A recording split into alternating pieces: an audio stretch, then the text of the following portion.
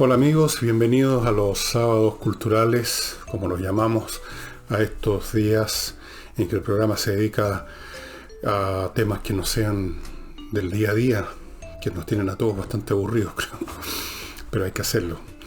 Y como creo que dije en uno o dos programas atrás, digamos de sábado, voy a hablar un poco de la música, una serie de cosas bastante sueltas. No pretendo aquí hacer una exposición sobre la música, así en general, o la historia de la música, o la vida de tales o cuales grandes maestros, no.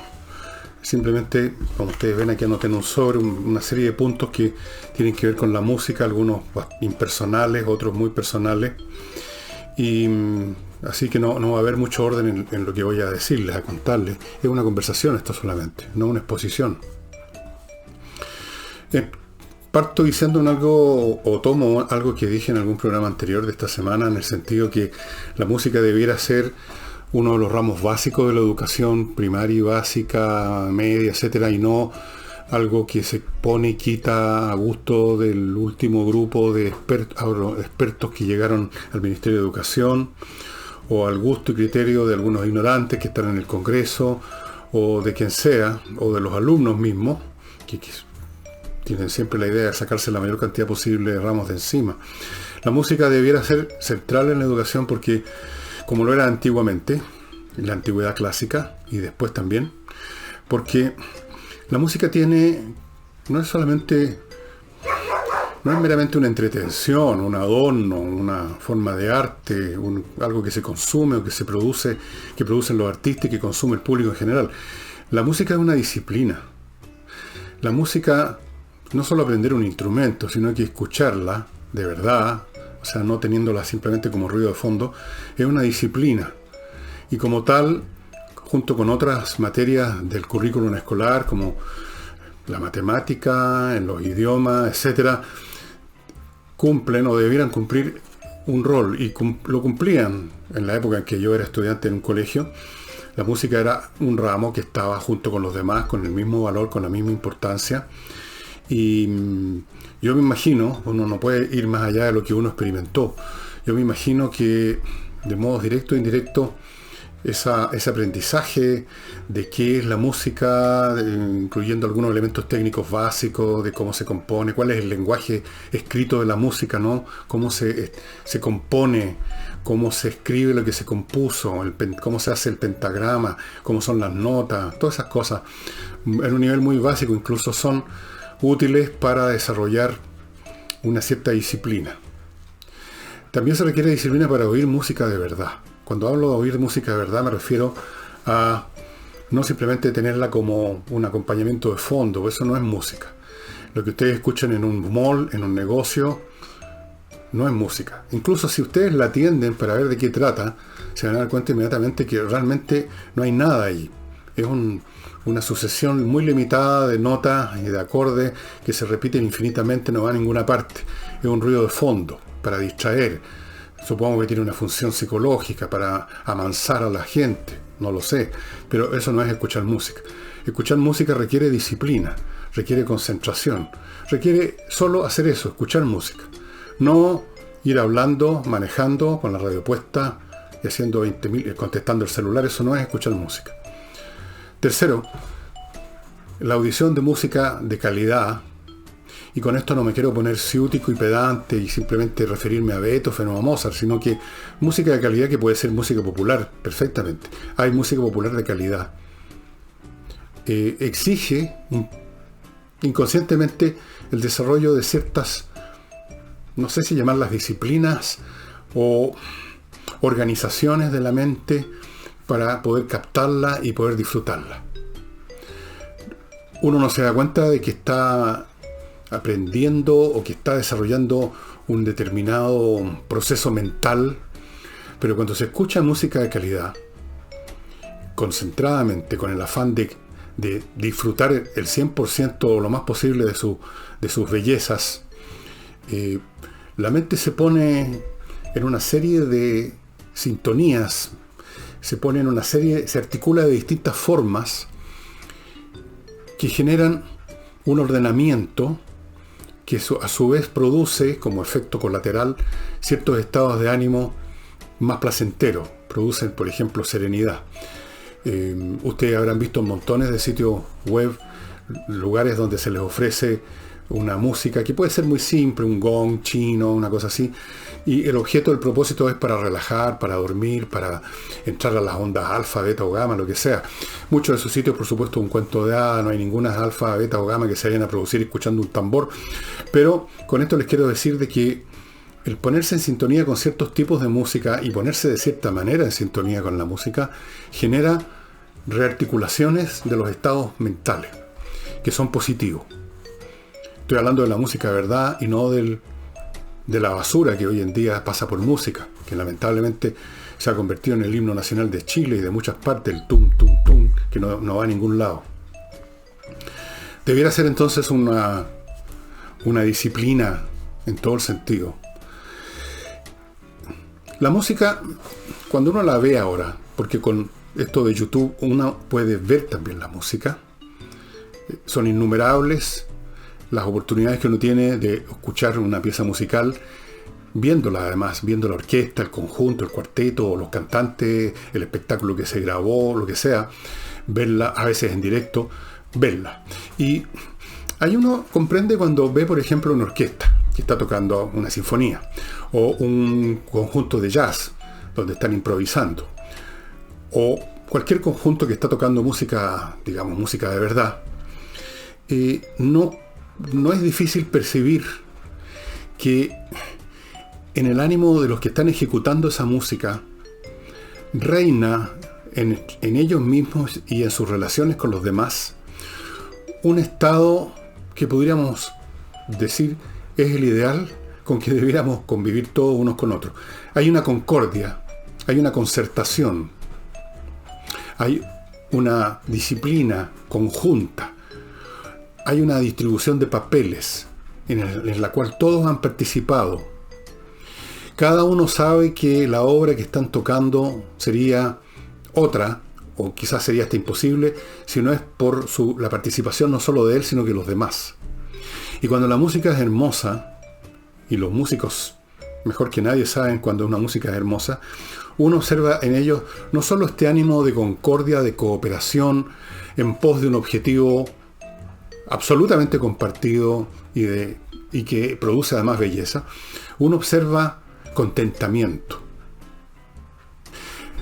Y yo creo que he mencionado en algún momento, en alguna oportunidad, quizás en este mismo canal, un video que ustedes pueden encontrar en YouTube, que es una grabación de un programa de televisión de los años, debe ser del 56, 57 a más tardar, en un canal norteamericano. Era un programa de jazz, tipo después, como quien dice, después del almuerzo. Había muchos programas de jazz en la televisión norteamericana en esos años, ahora ya no sé, parece que no. Y participaban un montón de músicos de color. Prácticamente había muy pocos músicos blancos, 2 o 3, la mayoría eran negros. Y estamos hablando de los años 50, cuando la situación de los negros no era como la de ahora, que ahora es agresiva, asertiva. No, los negros ahí muchas veces, si iban a un restaurante, tenían que entrar por la puerta de la cocina, no los aceptaban en muchos lugares, tenían que, en fin, las pasaban pésimo. Y uno los ve ahí, en ese mundo protegido que es el estudio de televisión donde van a hacer música. Todos ellos, a veces en distintos grupos, a veces configurando una orquesta grande. Y los ve cómo se relacionan entre sí en ese video. Los ve cuando están interpretando música.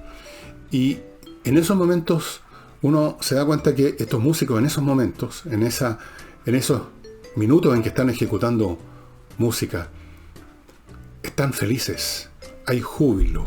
No voy a decir que están contentos, están jubilosos. Están jubilosos con lo que ellos hacen y están jubilosos con lo que hacen sus camaradas, sus compañeros. ¿Y por qué? Porque al revés de lo que pasa en otras actividades donde incluso nuestro compañero, nuestro colaborador podría suscitarnos una envidia porque lo está haciendo muy bien, porque a lo mejor lo está haciendo mejor que nosotros, porque va a destacar más que nosotros, todas esas cosas. En la música, como el producto de esta cooperación es belleza musical que actúa de forma directa a la vena de la persona, hay un auténtico contentamiento no solo de lo que hace uno, sino de lo que está haciendo el otro, porque nos está entregando belleza. Ayer nada más, antes de hacer este programa, vi un video en YouTube, que ustedes lo pueden encontrar, en que hay un conjunto de jazz que está constituido por el pianista Oscar Peterson, un contrabajista excelente noruego, me parece que es Neil Hidden Pedersen, un baterista, no recuerdo el nombre, y el gran saxofonista tenor Ben Webster. Todos están muertos, dicho sea de paso. Es una grabación que se hizo en Hamburgo el año 74, una cosa así. Pero está ahí, es lo bueno de YouTube, que uno lo encuentra todo. Y es maravilloso ver, no solo escuchar las maravillas que tocan, especialmente en un tema que se llama I Got It Bad and Ain't Good. O sea, la agarré muy dura y no es bueno. Es maravilloso no solo lo que tocan, la belleza de la música que improvisan, los hallazgos musicales que encuentran, sino la felicidad con que se escuchan unos a otros. El pianista, que era un tremendo pianista, Oscar Peterson, ustedes lo ven cuando está improvisando detrás de él Ben Webster en el saxofón, la melodía esta. Ustedes ven, mientras Peterson simplemente acompaña con algunos acordes, ustedes ven en la expresión de Peterson un júbilo de lo que está escuchando. Son todos hermanos en el arte, en la tarea de hacer música. Yo nunca he visto en ninguna actividad conjunta de equipo más concordia, más júbilo mutuo que entre los músicos, que en los músicos mientras están tocando. Quizás, perdón, antes del concierto o después del concierto se odian, se envidian, no se quieren, no se pueden ver, tienen toda clase de problemas. Pero en ese momento en que están tocando, están en otra dimensión y la música los une en ese territorio común que es el de la belleza.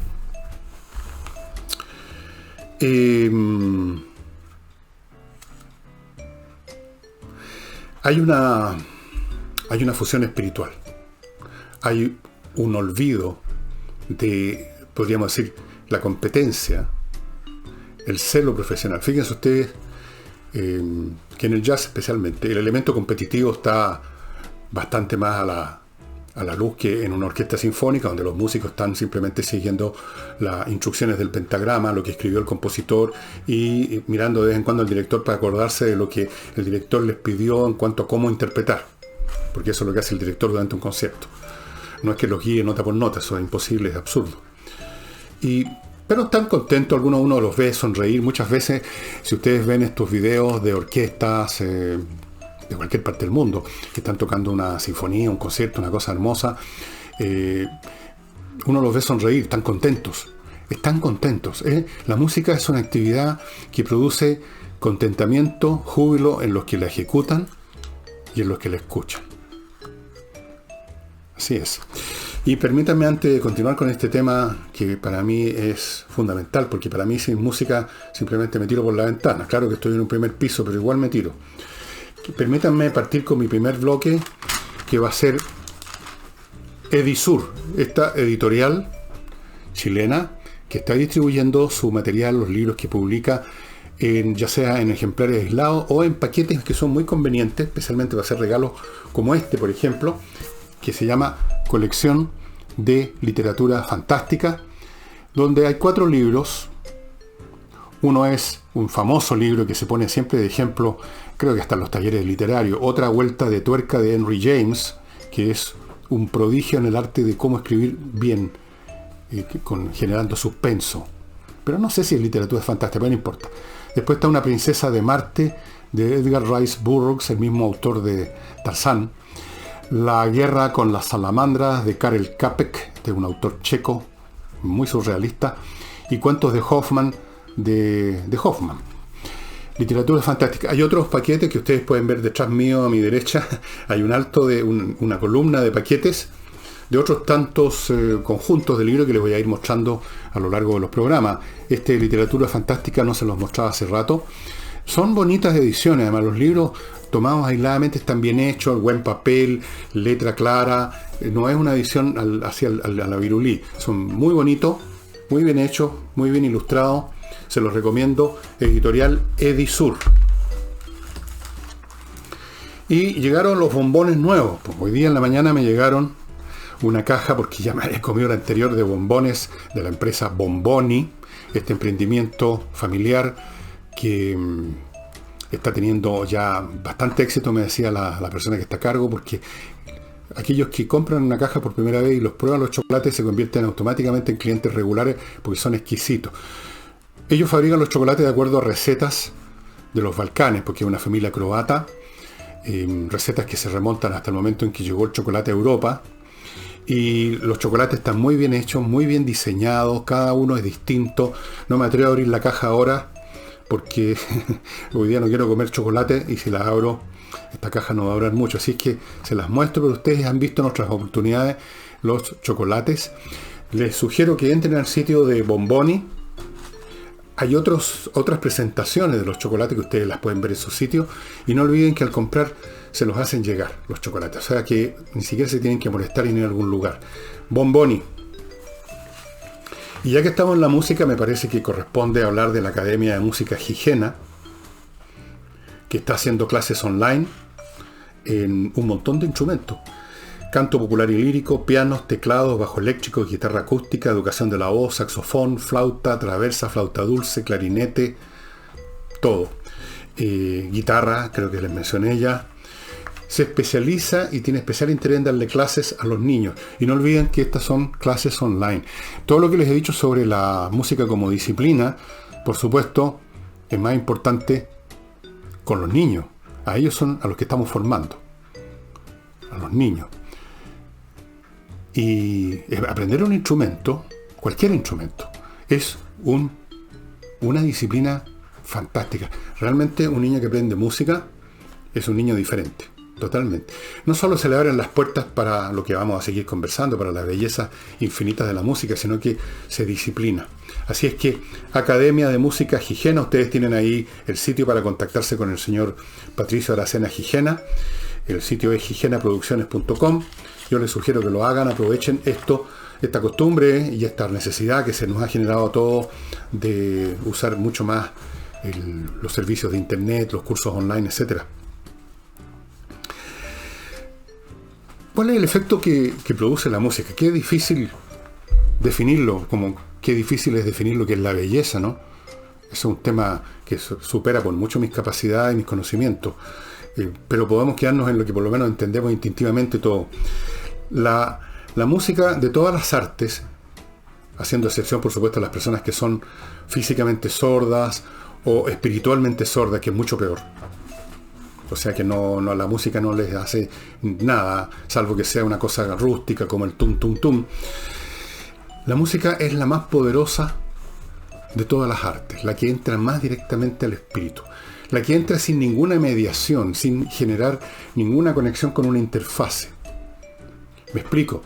Cuando ustedes ven una pintura, una maravillosa pintura de Gauguin, o de Renoir, o de Picasso, inevitablemente, y por muy abstracto incluso que pudiera ser el cuadro, ustedes van a encontrar o van a buscar conexiones con otro plano en la realidad, con la vida real. ¿A qué se parece esto?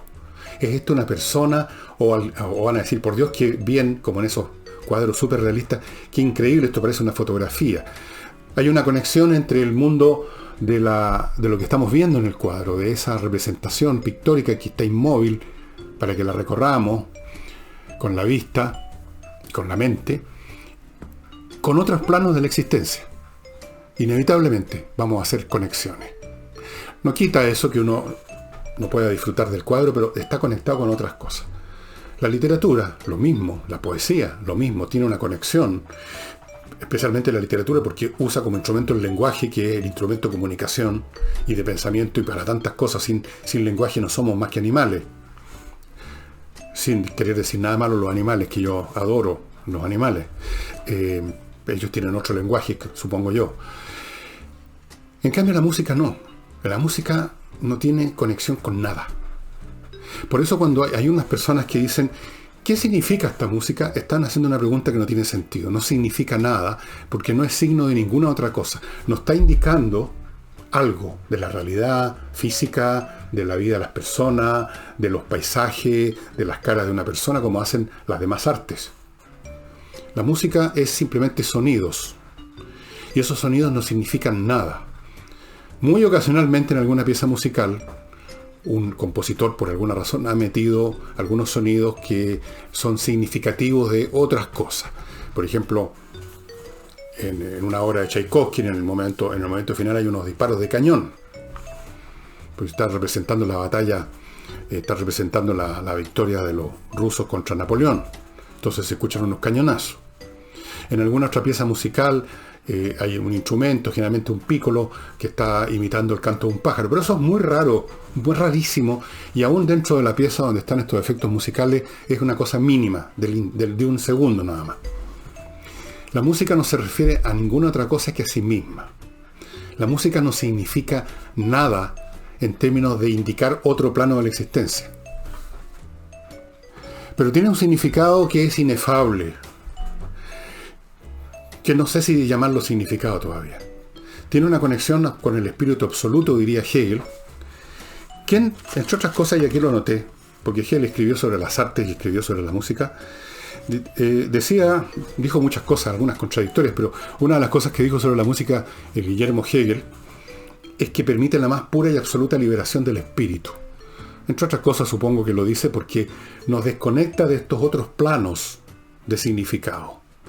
Cuando uno ve una obra de teatro, por ejemplo, una obra del teatro clásico, pongamos una obra de Esquilo, ¿qué es lo que decía Aristóteles que le pasaba a los espectadores viendo una obra de teatro? Decía que sufrían o experimentaban una catarsis, que es una palabra griega que significa desahogo. Significa que a través de la acción ficticia, que obviamente era ficticia, pero que uno la acepta como real en el momento de verla, los espectadores estaban sin costo real, sacando hacia afuera, manifestando, evacuando, digamos, una palabra un poco fea, emociones vinculadas a aquello con lo cual estaba relacionada la acción de la obra de teatro, con la realidad con la cual estuvo o está o pudiera estar relacionada. En la música no hay nada de eso. La música no se relaciona con nada más que consigo misma, con el ordenamiento de los sonidos. ¿Y por qué tal o cual ordenamiento de los sonidos lo llamamos bello y otro lo llamamos feo? ¿Por qué tal ordenamiento de los sonidos nos eleva el espíritu y nos deja con una sensación de júbilo, de liberación, o como queramos describirlo? ¿Por qué? ¿Por qué esos sonidos y no otros?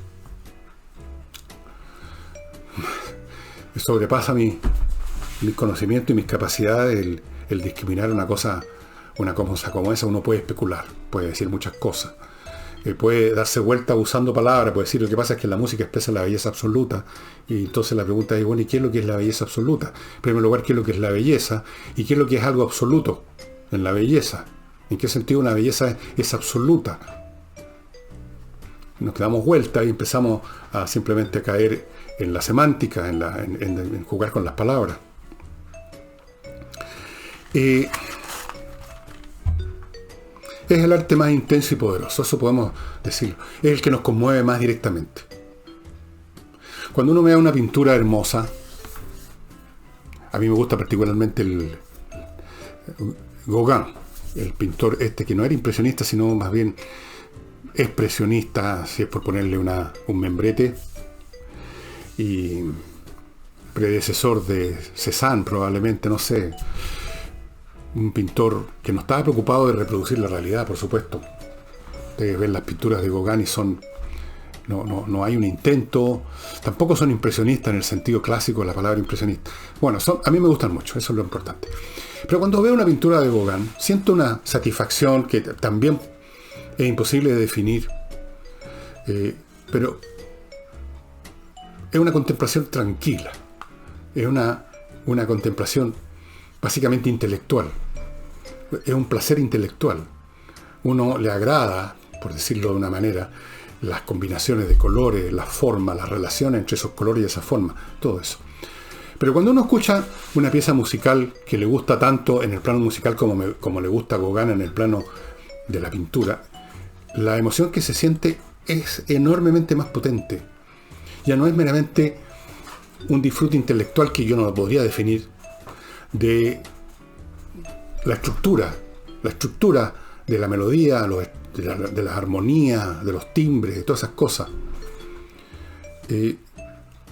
Hay momentos cuando uno está concentrado escuchando una música que le gusta particularmente, en que uno es arrebatado, uno es elevado, uno es sacado de su condición. Uno no está meramente contemplando con agrado un objeto al frente que se llama la pintura, una pintura de las que pintó Gauguin cuando estaba en estas islas en el Pacífico, creo que en Tahití precisamente.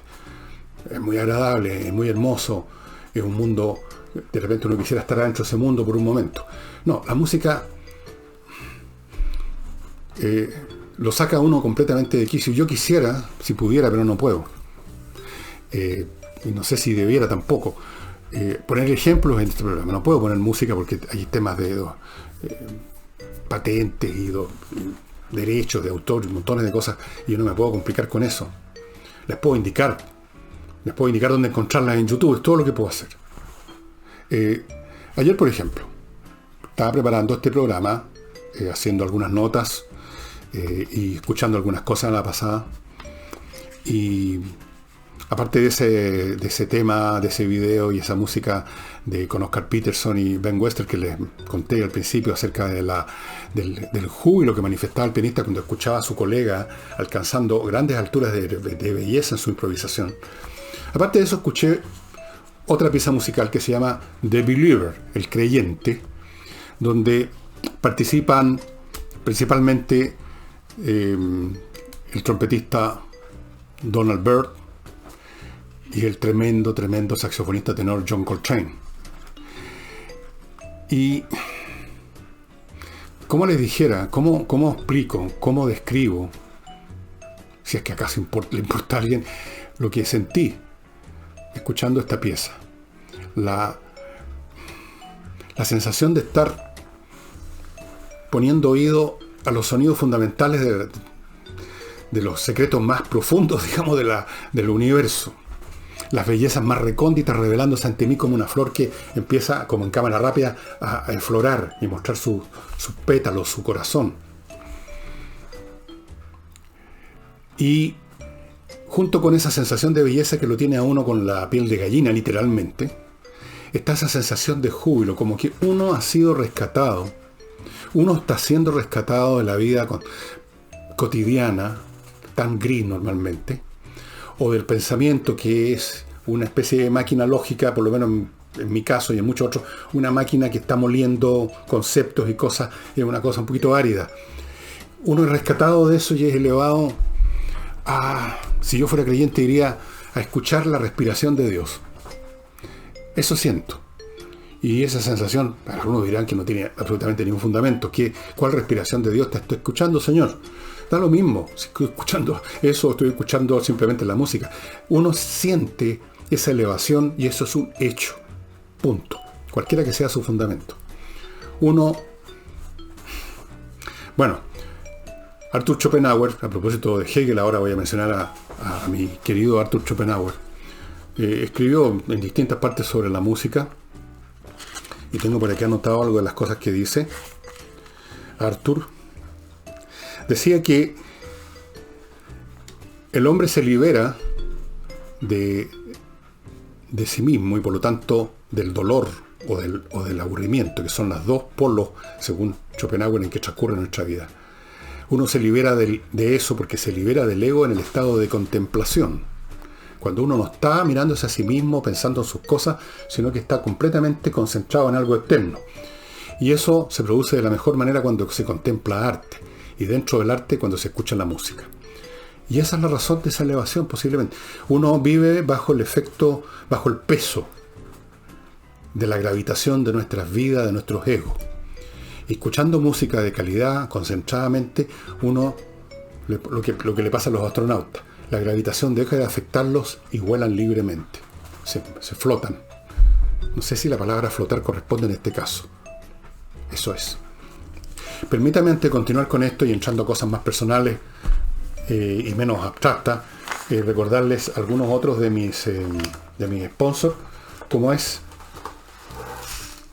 Perlaspril, estimados amigos, este producto muy interesante, creado en Estados Unidos, que usted en esta misma bolsita que está viendo, echa dentro de un contenedor de 4 litros, que no sea de metal,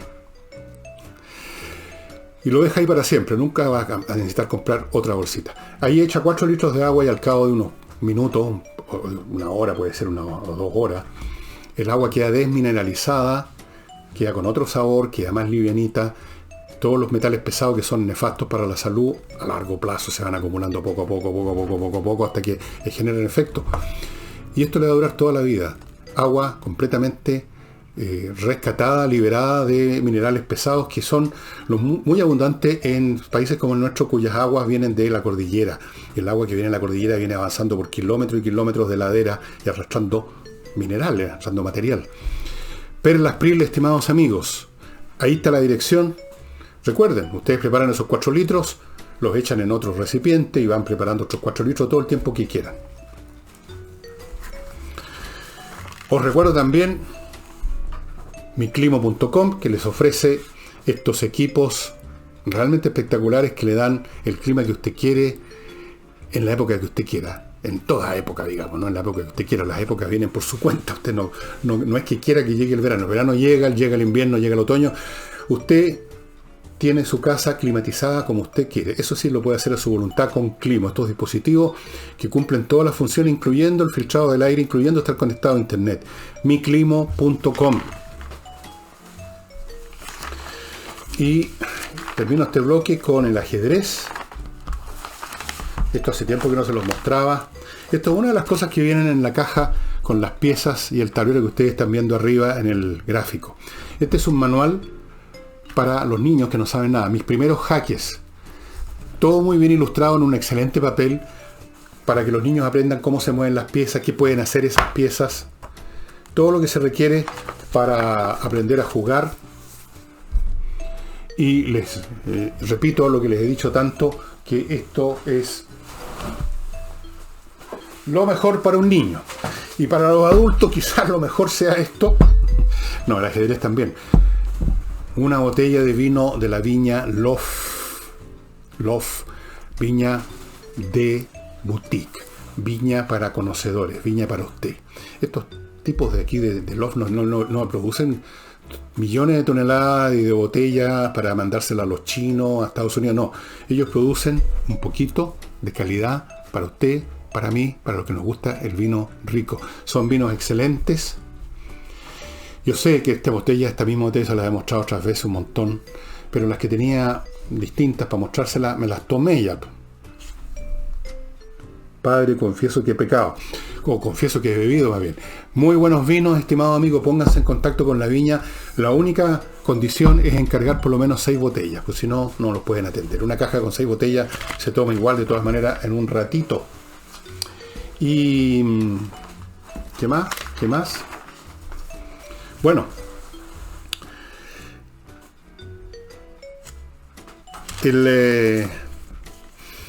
la música ahora está, como tantas otras cosas, absolutamente a disposición de todos nosotros. Ya no es cuestión de decir no tengo tiempo, que es la excusa para todo, para no leer, para no escuchar música, para no escribir, para no pensar, para no meditar, para no nada. O sea, no tengo tiempo y se gasta el tiempo en mil tonteras. Fuera de eso, la abundancia de la oferta es infinita. Y entrando al plano de las anécdotas, cuando yo partí con el amor por la música desde poco menos que desde la cuna, literalmente, a los 3-4 años. Y creo que alguna vez he contado cuál fue la primera obra musical que me impresionó, que fue el concierto en Fa. No es el concierto en Fa. Es una obra que me gusta mucho, pero es un americano en París de Gershwin. Y tanto me impresionó que recuerdo exactamente en qué momento, en qué lugar, en qué año, de haber sido el año 53, 54 más tardar, en un fundo, en el sur de Chile, en Molina, en un fundo, repito. Tenían un disco que de una forma u otra llegó a mis manos muchos años después. Pero en ese tiempo, después, cuando crecí, qué sé yo, era muy difícil encontrar la música que uno quería. Uno tenía que estar pegado a la radio, a las 2-3 radios que transmitían música clásica, y uno estaba, por supuesto, supeditado a la programación de la radio. ¿Se acuerdan ustedes? La radio Andrés Bello, la maravillosa Radio La Reina, radios como esa, la Radio Universidad Técnica del Estado, que ahora ni siquiera se llama así. Y estaba supeditado a los discos que quisieran producir o traer en Chile, los sellos que estaban instalados en Chile, porque no había importación. Entonces, con cueva, digamos, cuando uno iba a una disquería, con unos pocos pesos para comprar un disco, no encontraba nada, prácticamente. Los mismos discos del año pasado, en el mismo estante, ustedes quizás algunos se acuerdan, unos estantes metálicos, y los discos estaban apuestos ahí, y uno escarbaba, y ya estaban grasosos los discos por todas las manos que habían pasado por ahí. Siempre los mismos discos, de repente aparecía una novedad. O sea, había montones de cosas que uno quería escuchar, de las cuales uno sabía por referencias, porque había leído, no las tenía. Quizás de repente aparecían en la radio, pero ¿cómo saber en qué momento iban a aparecer en primer lugar? Uno no podía estar pegado todo el día a la radio a ver si aparecía lo que uno quería escuchar. Y la radio misma también estaba limitada en su stock.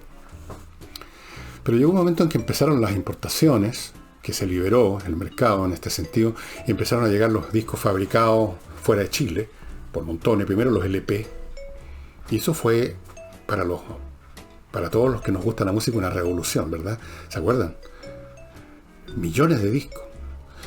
Y después, el otro milagro, el CD, que en pocos años se ha convertido en un objeto casi obsoleto, a pesar de que lo encuentro yo una de las grandes invenciones de la humanidad, el CD, con una pureza musical, una pureza de sonido, y que además no se echa a perder, salvo que uno realmente le pase una esponja metálica de esas de cocina encima, el sonido sin ese ruido de los discos de LP que se van gastando, rayando.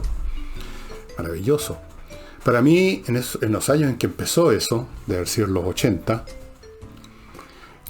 cuando tenía unos pesos, mi destino impajaritable era ir a un negocio que estaba en el Paseo Ahumada, en un segundo piso, con ventana a la calle, al paseo, la Feria del Disco. Yo no sé siquiera si existe todavía ese negocio, espero que sí. Y en ese segundo piso de la Feria del Disco estaba solo la música clásica y solo el jazz. Además, los dueños habían tenido la amabilidad y la buena idea de poner una cafetera, de manera tal que uno subía ahí y empezaba a darse el gusto de revisar cientos, miles de ofertas. Primero en LP, los cassettes también, que eran muy usados. Los cassettes. Hay gente joven que no sabe lo que es un cassette. Quizás debiera haber traído uno para mostrarlo. Una cinta magnética en una cajita de plástico chiquitita. Y luego los CD. Y era realmente entrar a ese segundo piso, sabiendo que uno tenía unos pesos para comprar siquiera un disco, era un paraíso. Y en una de esas oportunidades, y tampoco lo he olvidado, así como no olvidé esa audición de Guagua, poco menos del Americano en París, nunca olvidé una vez que estando ahí con un amigo del diario donde yo trabajaba, no sé por qué pusieron una pieza musical donde aparece otra vez John Coltrane, el saxofonista tenor, una pieza musical que se llama Freight Train. Hay un juego de palabras, porque Coltrane, train, por tren, no se escribe trane, se escribe train, pero se pronuncia igual. Entonces era Freight Train, o sea, como algo así como tren de carga, pero era Freight Train, Freight Train en realidad, donde está John Coltrane y un maravilloso guitarrista de apellido Burrell, Kevin Burrell creo que es, o algo así. Y me pasó que caí en ese estado de júbilo y de pasmo y de, no sé, arrobo, quizás sería la palabra, al escuchar cuando parte la improvisación de Coltrane. Ya la de Burrell era maravillosa, era fantástica, un monumento a la pureza y a la precisión clásica, en que cada nota se escucha nítidamente, no ese rasgueo confuso de los guitarristas de rock muchas veces con la guitarra eléctrica, en que cada nota uno podía irlas casi recitando cuál era la escala que estaban usando, etc. Ya eso era fantástico. Y luego empieza Train y ahí casi me caí al suelo. Una cosa que nunca he olvidado. Y esto ocurrió hace 40 años atrás, más de 40 años. Esos momentos en que uno se eleva montado en la música, digamos así, no se olvidan jamás. Y yo creo que a más de algunos de ustedes le tiene que haber pasado con la música que les parezca a ustedes, que les guste a ustedes. esa sensación de estar out of this world, estar en otra parte, en otra dimensión superior, una en la cual uno quisiera permanecer para siempre, pero lamentablemente el problema con la música es que ocurre en el tiempo. La cuestión termina. Coltrane dejó de tocar, Kevin Burrows dejó de tocar, vino el silencio, y ahí tuve que aterrizar de vuelta.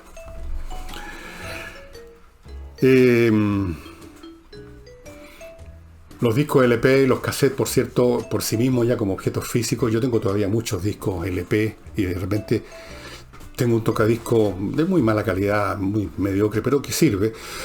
Pongo los discos un poco para escuchar el disco, pero también un poco para escuchar, si por así podemos decirlo, cómo lo escuchaba ese disco cuando ese disco era la única manera de oír algo.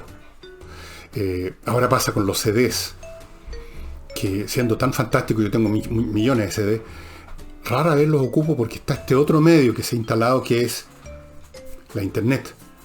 Y uno puede usar YouTube, uno puede hacer un programa especial, que en este momento no recuerdo, que uno paga una porquería al mes y puede entrar, no hay imágenes, solamente la música, toda la música que se haya grabado prácticamente de cualquier compositor. Pero en YouTube está la opción, quizás con menos calidad de sonido, no necesariamente la mejor, pero bastante buena, de ver. Y ahí es donde uno ve, como les decía al principio de este programa, este efecto de júbilo que produce la música en quienes la están ejecutando. Del público no sé, porque las cámaras no están apuntando al público normalmente. Y de estos videos, de los cuales he visto mucho y todos los días veo alguno, a veces siempre con las mismas piezas que me gusta escucharla una y otra vez, porque la música no cansa, esa es otra de las maravillas. Usted puede leer 2 o 3 veces una novela, pero usted puede escuchar 400 veces la misma sinfonía. No hay ningún problema. Bueno, uno de esos videos, la Orquesta Filarmónica de Viena, una de las más exquisitas agrupaciones musicales de todos los tiempos, dirigida por Leonard Bernstein, que murió hace rato. O sea, esta es una grabación de los 80 o principios de los 90, yo creo que de los 80, pero está impecable. Es solo una de las cosas de YouTube que uno puede ir para el tiempo, para atrás. Está todo en YouTube, está todo. Bueno, estaban interpretando la Sinfonía 88 de Joseph Haydn, que es una sinfonía particularmente cercana a mi corazón y a mi mente, porque alguien dijo por ahí, quizás lo debo haber leído en algún lado, no me acuerdo dónde, que en esta sinfonía es como observar o como oír el Partenón. Es la precisión y la belleza de la armonía clásica llevada a su extremo. Bueno, empieza la sinfonía y termina la sinfonía, grandes aplausos, y la gente pide un encore. O sea, un encore es una palabra francesa que significa todavía, otra vez, de nuevo, algo así. Encore. Entonces, ¿qué es lo que hace Bernstein? Repite el último movimiento de la sinfonía. Uno va viendo todo esto, como que estuviera ahí en el teatro, en esa grabación de hace tantos años, pero es como el milagro, ¿no? El tiempo no se desvaneció, uno está ahí. Y Bernstein dirige de nuevo el cuarto movimiento de esta Sinfonía 88, que es una sinfonía, que es un movimiento alegro vivace, me parece, sin mover nada. Así se queda de pie en el estrado, mirando a sus músicos y sonriendo.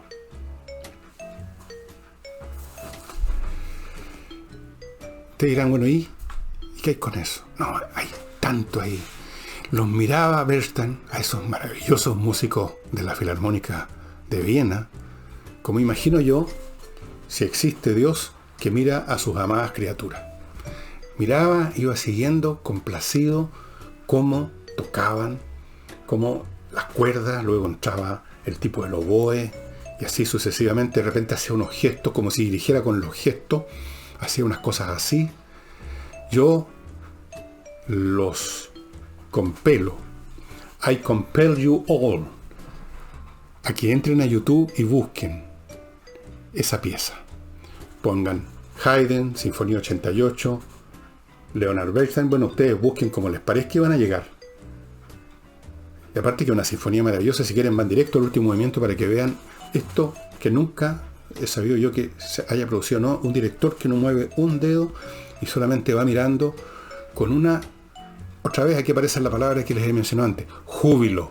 Dios mirando a sus criaturas bien amadas, haciendo belleza. Es una cosa impagable. La primera vez que vi eso, y he visto muchas veces ese video, ustedes comprenderán, se me saltaron las lágrimas. Porque se juntaba todo. La belleza de la música, la extraordinaria ejecución de esos músicos de primerísimo nivel, la relación entre Bernstein y sus músicos, y el público que se veía así, la primera fila de butacas y de unos palcos, en pasmo también, y también con una sonrisa de júbilo. Esas son las cosas que lo rescatan a uno del día a día, que lo rescatan de la vida de todos los días. Nada más que la música puede lograr eso, nada más. Yo he estado, por supuesto, en museos, he estado en Francia, he estado en el Museo de los Impresionistas, en el Museo del Louvre, he estado viendo obras de teatro, grandes obras de teatro, he leído mucho y he disfrutado todas estas cosas, pero la música tiene esta dimensión extra que es absolutamente imbatible. O sea, es de una fuerza maravillosa. Ahora, para terminar el programa, hay personas, yo sé que muchos de ustedes quizás, o bastante, nunca se han metido en la música clásica, les parece algo distante. Hagan el esfuerzo, por favor, porque ustedes, si no lo hacen, están perdiendo un banquete. La música que ustedes escuchan todos los días, y incluso suponiendo que sea buena música popular, es como un sanguchito. Es una cosa que tiene algunas cosas agradables, como comprarse un buen completo, pero no es caviar. No es un pollo marengo. No es una rica lasaña. No. Hagan un esfuerzo, y el esfuerzo consiste simplemente en escuchar, nada más. Escuchar sin pensar en nada, sin pensar en a qué se parece esto o qué significa esto. No tienen necesidad de saber música tampoco, lo he dicho muchas veces y lo repito. No tienen necesidad de saber nada de música. No tienen necesidad de identificar en qué clave está sonando la orquesta y si la modulación es a través de las escalas cromáticas o diatónicas. No tiene importancia ninguna, solo escuchar. Y como les digo, las riquezas ahora de YouTube son extraordinarias. O sea, uno tiene acceso a todo, caramba. A música que nunca antes pudo escuchar porque no llegaban los discos. O solamente tenía acceso a una interpretación. ¿Le gusta a usted Beethoven? ¿Le gusta la famosa ta, la Quinta Sinfonía? Bueno, entra a YouTube y habrán 100 versiones de la Quinta Sinfonía de todos los directores. Algunos la pura música, en otros el concepto grabado con imagen. Todo. Y usted puede ahí hacer otro ejercicio que es muy interesante, que es escuchar la misma pieza con 2 o 3 versiones distintas y ver cómo, por la manera distinta con que un director o una orquesta enfoca la misma pieza, se le sacan partido a otros elementos que en la otra versión no estaban tan destacados. En unos tocan más lento, van a un paso más lento, otros tocan más rápido, otros le ponen más énfasis a los violines quizás, otros se preocupan de destacar los vientos, otros son más precisos, otros usan más el legato o el staccato. Da lo mismo cómo se llaman esos elementos técnicos, ustedes van a encontrar distintas versiones de la misma exquisitez. Y parece que no se me olvida nada, estimados amigos. Espero que me hagan caso, créanme. La música clásica y el jazz pueden parecer más arduos, pero recuerden ustedes que las cosas que más valen son las que cuestan un poquito. Y no es tanto tampoco, es cosa de poner atención. Si a la primera no les entra algo, a la segunda, a la tercera, ya van a ver ustedes cómo se les va abriendo todo. Y de hecho, aquí termino, mi último de estos momentos musicales, llamémoslo así, que yo recuerdo vívidamente, como he recordado todos los momentos musicales que han sido importantes, como eso del Americano en París, como eso de John Coltrane tocando Freight Train, y recuerdo la primera vez que entró a mi mente Mozart. Me gustaba otro tipo de músicos, ¿no? A Mozart no lo había escuchado mucho. Me gustaba Prokofiev, Bartók, músicos más modernos. Y un día en un disco escuché la sinfonía llamada Hafner de Mozart, y honestamente en ese día, que lo recuerdo muy bien, Me recuerdo dónde vivía, recuerdo qué hora era, recuerdo que era un día oscuro, gris, de invierno. Sentí como que alguien o algo me abría el oído, el pecho, el corazón y la mente, y quedé en estado con la boca así de arrobo escuchando la Sinfonía Hafner de Wolfgang Amadeus Mozart. Y a usted le va a pasar lo mismo, si acaso no tiene entrenamiento con escuchar 2 o 3 veces, le va a pasar lo mismo y va a abrirse un universo maravilloso. Y eso sería todo por hoy, estimados amigos. Nos estamos viendo mañana domingo. Espero que nos acompañen, pues, con Álvaro. Acompañen, pues, no sean vacas, como decían antes. Ya, y eso sería todo, estimados amigos. Tan, ya se acabó. ¿En qué tono está eso? No importa, da lo mismo. Chao.